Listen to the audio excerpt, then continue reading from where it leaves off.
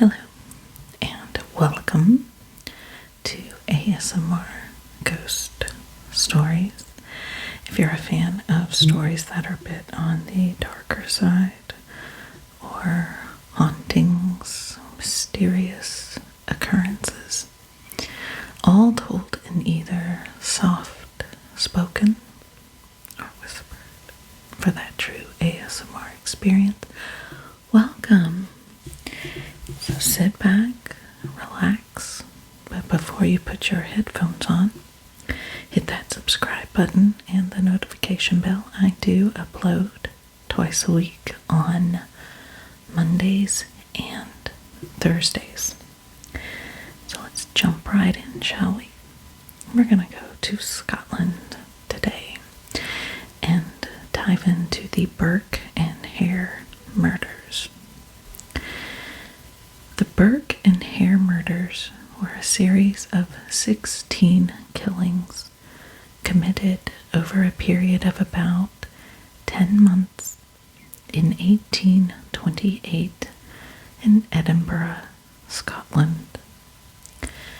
They were undertaken by William Burke and William Hare, who sold the corpses to Robert Knox for dissection at his anatomy lectures.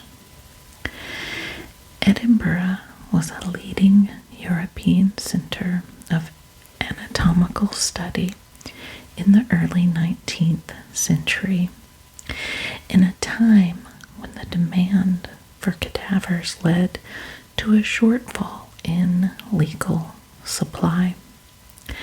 Scottish law required that corpses used for medical research should only come from those who had died in prison, suicide victims, or from foundlings and orphans. The shortage of corpses led to an increase in body snatching by what were known as resurrection men. Measures to ensure graves were left undisturbed, such as the use of mort safes, exacerbated the shortage. When a lodger in Hare's house died, he turned to his friend Burke for advice, and they decided to sell the body to Knox. They received what was, for them, the generous sum of £7 10s. A little over 2 months later, when Hare was concerned that a lodger with a fever would deter others from staying in the house, he and Burke murdered her and sold the body to Knox. The men continued their murder spree, probably with the knowledge of their wives. Burke and Hare's actions were uncovered after other lodgers discovered their last victim, Margaret Docherty, and contacted the police. A forensic examination of Docherty's body indicated she had probably been suffocated, but this could not be proven. Although the police suspected Burke and Hare of other murders, there was no evidence on which they could take action.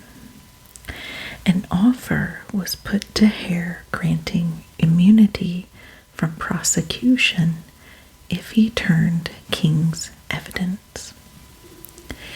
He provided the details of Docherty's murder and confessed to all 16 deaths.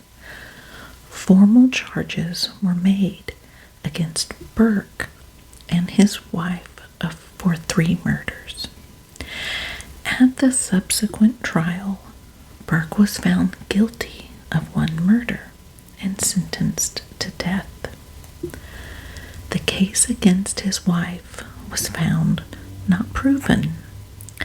A Scottish legal verdict to acquit an individual but not declare them innocent. Burke was hanged shortly afterwards. His corpse was dissected and his skeleton displayed at the Anatomical Museum of Edinburgh Medical School, where it remains. The murders raised public awareness of the need for bodies for medical research and contributed to the passing of the Anatomy Act 1832. The events have made appearances in literature and been portrayed on screen, either in heavily fictionalized accounts or as the inspiration for fictional works. Background: Anatomy in 19th century Edinburgh. In the early 19th century, Edinburgh had several pioneering anatomy teachers, including Alexander Monroe, his son, who was also called Alexander, John Bell, John Goodsir, and Robert Knox, all of whom developed the subject into a modern science. Because of their efforts, Edinburgh became one of the leading European centers of anatomical study, alongside Leiden in the Netherlands and the Italian city of Padua. The teaching of anatomy, crucial in the study of surgery, required a sufficient supply of cadavers, the demand for which increased as the science developed. Scottish law determined that suitable corpses on which to undertake the dissections were those who died in prison, suicide victims, and the bodies of foundlings and orphans.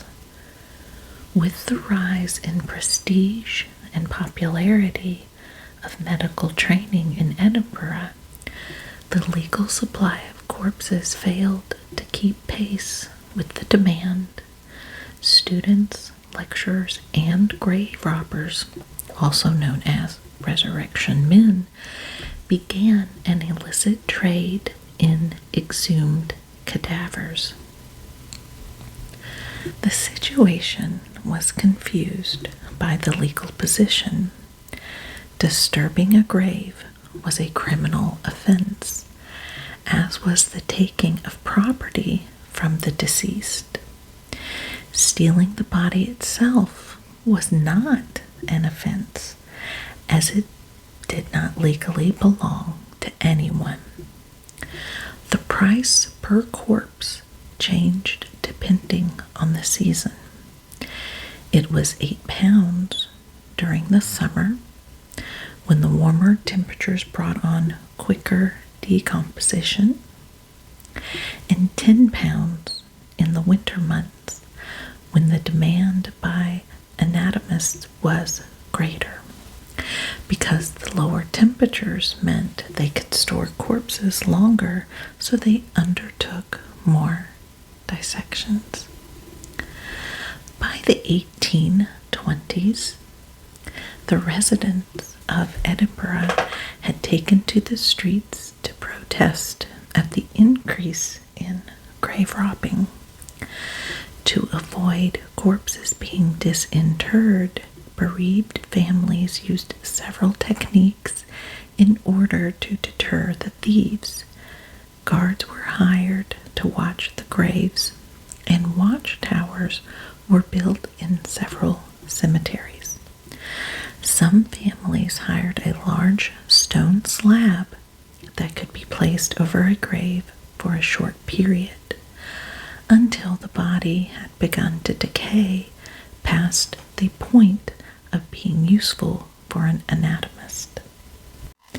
Other families used a mort safe, an iron cage that surrounded the coffin.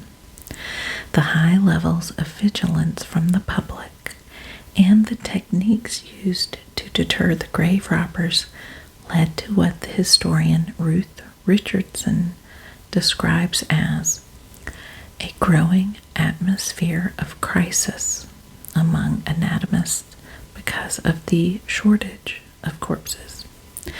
The historian Tim Marshall considers the situation meant Burke and Hare took grave robbing to its logical conclusion.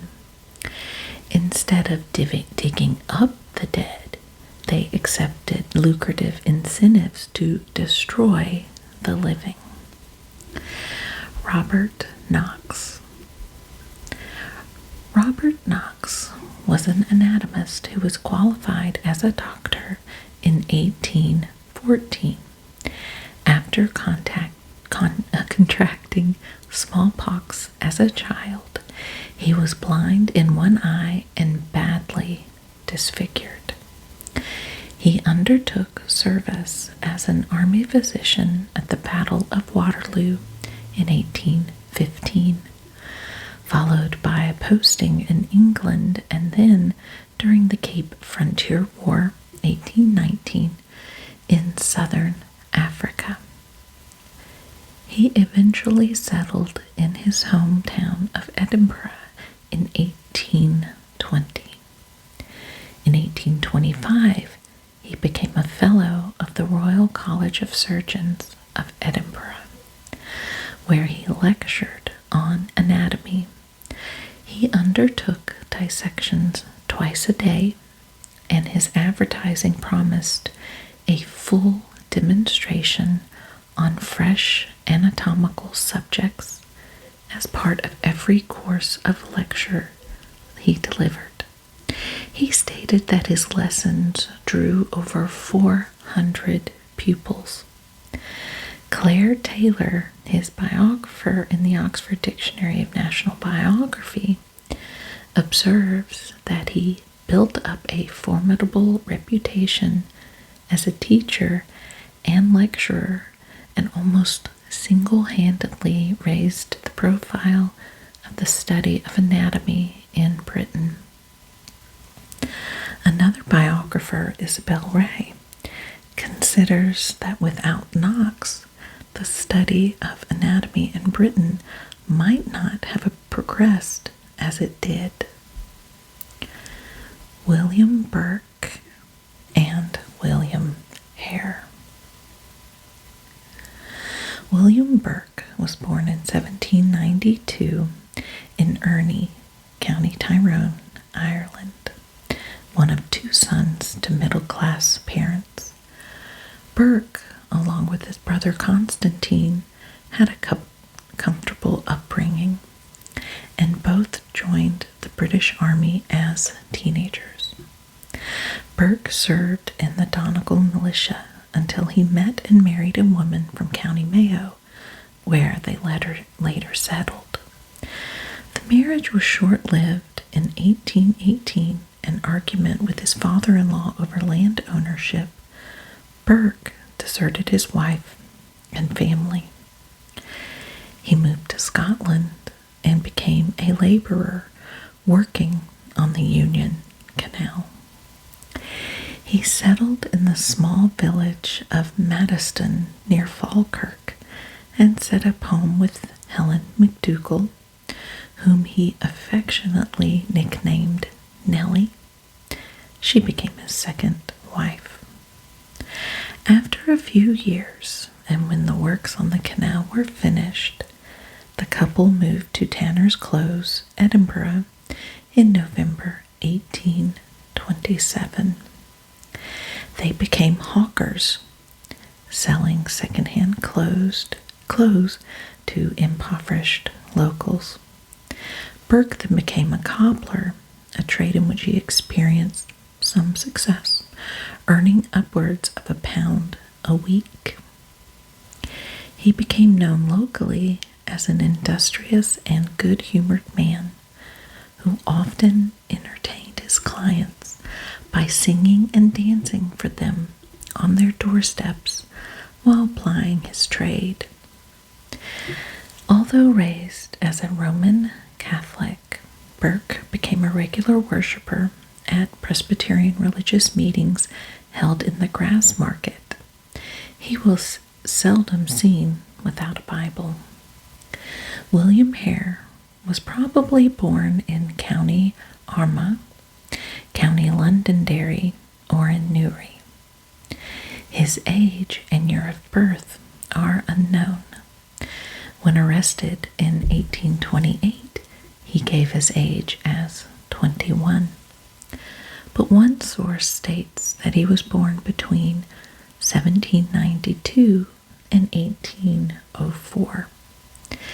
Information on his earlier life is scant, although it is possible that he worked in Ireland as an agricultural laborer before traveling to Britain. He worked on the Union Canal for 7 years before moving to Edinburgh in the mid-1820s, where he worked as a coalman's assistant. He lodged at Tanner's Close in the house of a man named Logue and his wife, Margaret Laird, in the nearby Westport area of the town. When Logue died in 1826, Hare may have married Margaret. Based on contemporary accounts, Brian Bailey, in his history of the murders, describes Hare as illiterate and uncouth, a lean, quarrelsome, violent, and amoral character with the scars from old wounds about his head and brow. Bailey describes Margaret, who was also an Irish immigrant, as a hard-featured and debauched virago. In 1827, Burke and McDougall went to Pinnacook, I'm not sure if I'm saying that right, Pinnacook, in Midlothian to work on the harvest, where they met Hare. The men became friends. When Burke and McDougall returned to Edinburgh, they moved into Hare Tanner's Close lodging house, where the two couples soon acquired a reputation for hard drinking and boisterous behavior. Events of November 1827 to November 1828. On the 29th of November 1827, Donald, a lodger in Hare's house, died of dropsy shortly before receiving a quarterly army pension while owing £4 of back rent. After Hare bemoaned his financial loss to Burke, the pair decided to sell Donald's body to one of the local anatomists. A carpenter provided a coffin for a burial, which was to be paid for by the local parish. After he left, the pair opened the coffin, removed the body, which they hid under the bed, filled the coffin with bark and from a local tanner's, and resealed it. After dark on the day the coffin was removed for burial, they took the corpse to Edinburgh University, where they looked for a purchaser. According to Burke's later testimony, they asked for directions to Professor Monroe, but a student sent them to Knox's premises in Surgeon's Square. Although the men dealt with juniors when discussing the possibility of selling the body, it was Knox who arrived to fix the price at £7, 10 shillings. Hare received £4, 5 shillings, while Burke took the balance of £3, 5 shillings. Hare's larger share was to cover his loss for Donald's unpaid rent. According to Burke's official confession, as he and Hare left at the university, one of Knox's assistants told them that the anatomist would be glad to see them again when they had another to dispose of. There is no agreement as to the order in which the murders took place. Burke made 2 confessions but gave different sequences for the murders in each statement. The first was an official one given on the 3rd of January 1829 to the sheriff's substitute, the procurator fiscal, and the assistant sheriff clerk. The second was in the form of an interview with the Edinburgh Current that was published on the 7th of February 1829. These in turn differed from the order given in Hare's statement, although the pair were agreed on many of the points of the murders. Contemporary reports also differ from the confessions of the 2 men. Most recent sources, including the accounts written by Brian Bailey, Lisa Rosner, and Owen Dudley Edwards, either follow one of the historic versions or present their own order of events. Most of the sources agree that the first murder in January or February 1828 was either that of a miller named Joseph lodging in Hare's house, or a salt seller named Abigail Simpson. The historian Lisa Rosner considers Joseph the more likely. A pillow was used to smother the victim, which later ones were suffocated by a hand over the nose and mouth. The novelist Sir Walter Scott, who took a keen interest in the case, also thought the miller was the more likely first victim, and highlighted that there was an additional motive to reconcile them to the deed.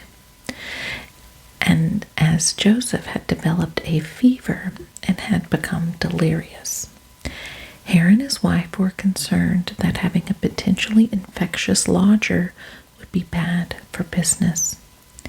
Hare again turned to Burke, and after providing their victim with whiskey, Hare suffocated Joseph while Burke lay across the upper torso to restrict the movement. They again took the corpse to Knox, who this time paid £10. Rosner considered the method of murder to be ingenious. Burke's weight on the victim stifled the movement and thus the ability to make noise, while it also prevented the chest from expanding should any air get past Hare's suffocating grip. In Rosner's opinion, the method would have been practically undetectable until the era of modern forensics. The order of the 2 victims next after Joseph's is also unclear. Rosner puts the sequence as Abigail Simpson, followed by an English male lodger from Cheshire, while Bailey and Dudley Edwards each have the orders as the English male lodger followed by Simpson. The unnamed Englishman was a traveling seller of matches and tinder who fell ill with jaundice at Hare's lodging house. As with Joseph, Hare was concerned with the effect this illness might have on his business, and he and Burke employed the same modus operandi they had with the miller, Hare suffocating their victim while Burke lay over the body to stop movement and noise. Simpson was a pensioner who lived in the nearby village of Gilmerton and visited Edinburgh to supplement her pension by selling salt. On 12th of February 1828, the only exact date Burke quoted in his confession, she was invited into the Hare's house and plied with enough alcohol to ensure she was too drunk to return home. After murdering her, Burke and Hare placed the body in a tea chest and sold it to Knox. They received £10 for each body, and Burke's confession records of Simpson's body that Dr. Knox approved of it being so fresh, but he did not ask any questions. In either February or March that year, an old woman who was invited into the house by Margaret Hare. She gave her enough whiskey to fall asleep, and when Hare returned that afternoon, he covered the sleeping woman's mouth and nose with the bed tick, which is a stiff mattress cover, and left her. She was dead by nightfall, and Burke joined his companion to transport the corpse to Knox, who paid another £10.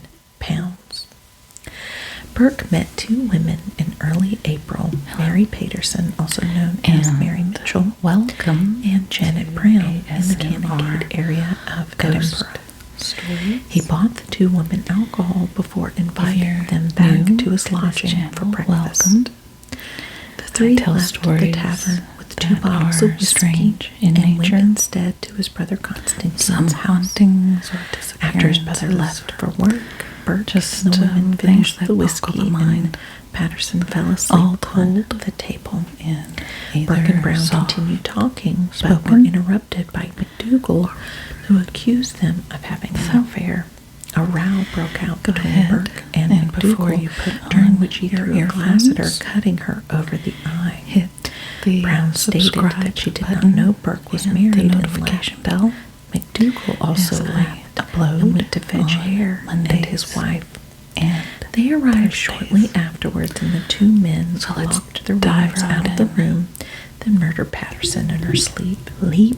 That afternoon, the pair took the body to Knox in a tea chest, while McDougal kept Patterson's skirt and petticoats. They were paid £8 or 3 kilometers, which was still more from the Irish town. Ferguson, one of the Knox assistants, asked where they had obtained the body, as he thought he recognized her. This Burke explained that the girl had drunk herself to somewhere, and they had purchased it from the old woman in Canongate. Knox was delighted and had the corpse and stored it in whiskey for 3 months before dissecting it. But that's not when Brown later searched for her friend. That makes this castle. She was told that she had left for Glasgow with a traveling salesman. Through the centuries, at some point in early to mid 1828, a Mrs. Alvin, whom Burke described as a stout old woman, caveat here, lodged at Hare's premises. After she became drunk, she fell asleep in the stable. She was smothered and sold to Knox. Several months later, Shine's daughter, either called Margaret or Peggy, also lodged at Hare's house. She and Burke drank together heavily and killed her without Hare's assistance. Her body was put into a tea chest and taken to Knox, where Burke was paid £8. That The next murder occurred in May of 1828, when an old woman joined the house as a lodger. History One evening, while she was intoxicated, Burke smothered her. Hare was not present in the house at the time, and her body was sold to Knox for £10.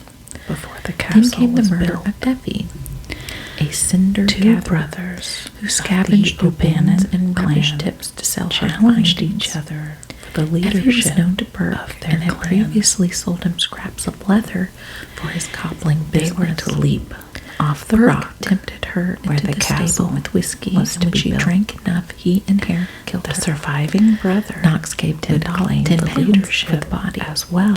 Another as victim the was new found by castle. Burke, too drunk to stand. This all She had been happened held by around local 12 constable back to her lodgings when Burke offered to take her there. The castle was named The police obliged, and the Burke Bannons. took her back to Hare's house. How to pronounce the Guess Gaelic? what? She was I'll spell killed. it. I Her think I corpse can spell raised it. even further. It's £10 for L-E-I-M. Knox. Burke and Hare murdered 2 lodgers in June, an old woman and a dumb boy, her grandson. So it as stands Burke for later leap recalled in his of the confession. Bannons.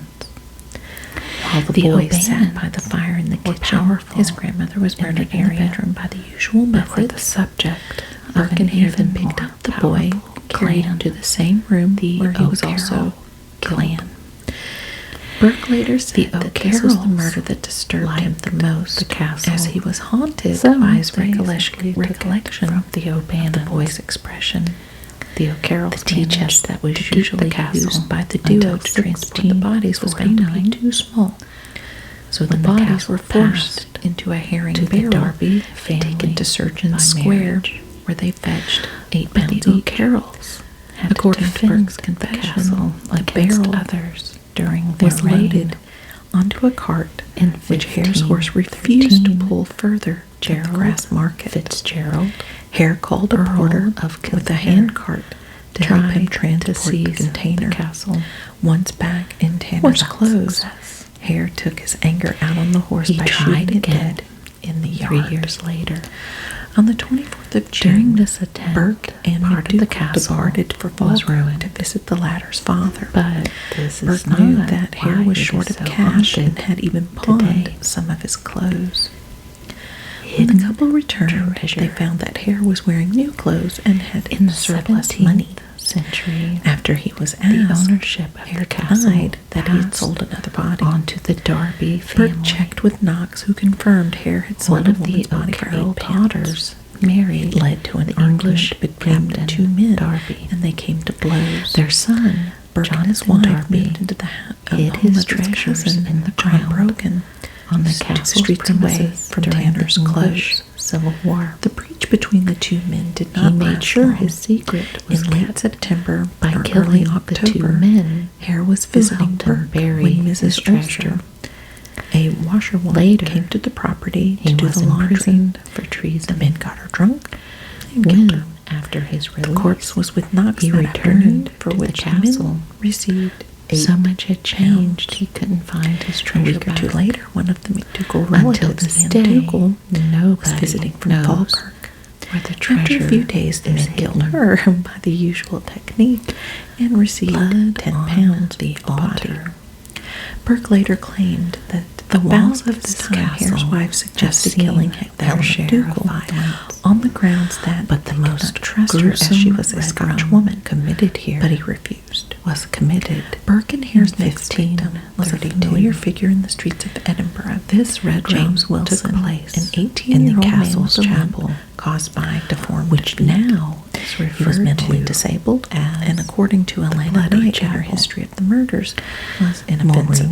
O'Carroll, he was also the clan leader as Daft Jamie, died that year. Wilson lived on the streets and supported himself by begging.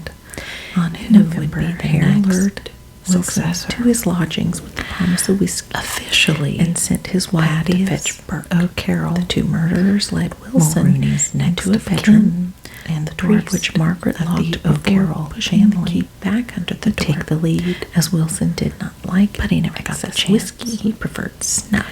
He was not as drunk as most of the other duos' victims. O'Carroll. He was also strong. Pushed his back against the 2 attackers' back, but was overpowered and killed in the normal way. His body was stripped and his few possessions stolen. The altar, Burke kept in a snuff box and Hare his entire family. When the body was examined the following day by Knox and students, several of them recognized it to be Wilson, but Knox denied it and could be anyone the students knew. Skeleton. When word started circulating that Wilson was missing, Knox dissected the body ahead of the others that were being held in storage. The head and feet were removed before the main dissection. In 1922, the final victim killed on the 31st of October, 1823, was Margaret Docherty, a middle-aged Irish woman. The bloody Burke lured her into the broken lodging house by claiming they found that his mother was also a Docherty in the same area of Ireland. The French word oublier, the pair began drinking, which means to forget. At one point, Burke left Docherty in the company of McDougal while the prisoners would be thrown in to buy more whiskey, and were simply to get Hare forgotten. 2 other lodgers, Anne and James Gray, were 3 cartloads to the men. They paid them to stay at the Hare's lodging for the night, claiming Docherty was a relative. The drinking continued into the evening, by which time Margaret had joined in. Human remains At around 9 p.m., were discovered. the Greys returned briefly to collect Along with clothing these of their children, and pocket Burke, watch Hare, was found. their wives, and Dougherty all drunk, It was singing dated and to the dancing. mid-1800s. Although Burke and Hare So the came to oubliette blows at some was point in used the evening, quite they subsequently recently. murdered Dougherty and put her body in the pile The of bodies straw were at the end impaled of the bed. on long wooden The spikes, next day, the Greys which returned, were sticking and up Anne became suspicious feet when below. Burke would not let her approach a bed Let's where she had just left her hope stockings. these When unfortunate they were left alone in souls the house in the were evening, the unalive Greys searched the straw instantly.